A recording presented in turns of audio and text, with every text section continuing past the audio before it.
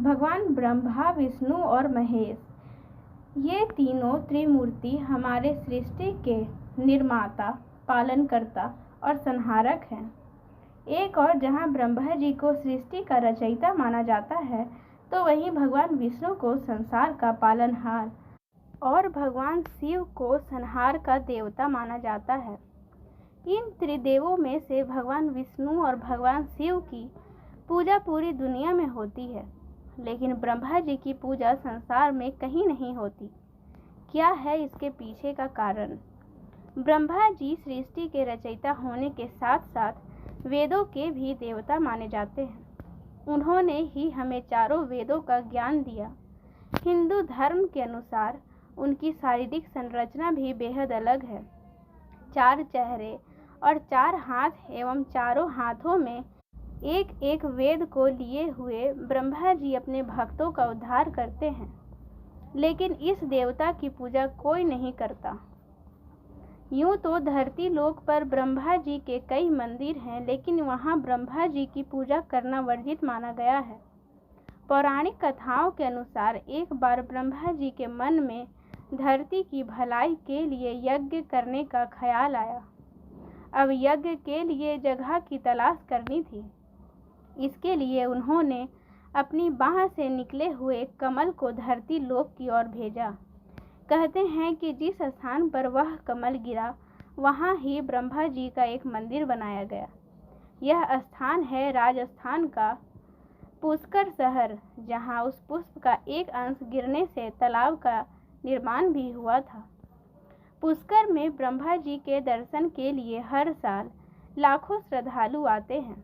हर साल कार्तिक पूर्णिमा पर इस मंदिर के आसपास बड़े स्तर पर मेला लगता है, जिसे पुष्कर मेले के नाम से भी जाना जाता है। लेकिन फिर भी यहाँ कोई भी ब्रह्मा जी की पूजा नहीं करता।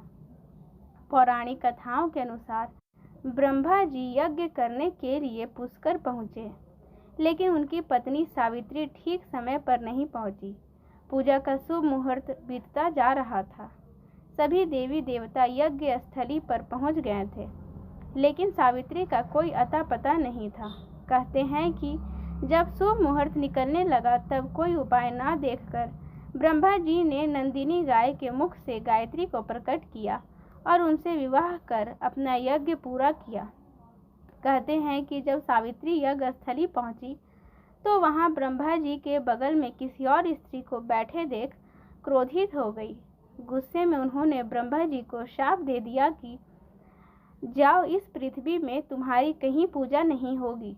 हालांकि बाद में जब उनका गुस्सा शांत हुआ और देवताओं ने उनसे शाप वापस लेने की विनती की, तो उन्होंने कहा कि धरती पर सिर्फ पुष्कर में ही ब्रह्मा जी की पूजा होगी।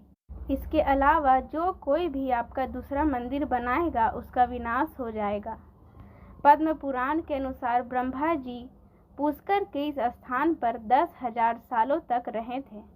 इन सालों में उन्होंने पूरी सृष्टि की रचना की। पुष्कर में मां सावित्री की भी काफ़ी मान्यता है। कहते हैं कि क्रोध शांत होने के बाद मां सावित्री पुष्कर के पास मौजूद पहाड़ियों पर जाकर तपस्या में लीन हो गई और फिर वहीं की होकर रह गई। मान्यता अनुसार आज भी देवी यहीं रहकर अपने भक्तों का कल्याण करती है। उन्हें सौभाग्य की देवी माना जाता है। मान्यता है कि मां सावित्री के इस मंदिर में पूजा करने से सुहाग की लंबी उम्र होती है और मनोवांछित फल प्राप्त होता है। यहाँ भक्तों में सबसे ज़्यादा महिलाएं ही आती है और प्रसाद के तौर पर मेहंदी, बिंदी और चूड़ियाँ माँ को चढ़ाती है। इस प्रकार विश्व में एक स्थान पुष्कर ही है जहाँ पर ब्रह्मा की पूजा की जाती है।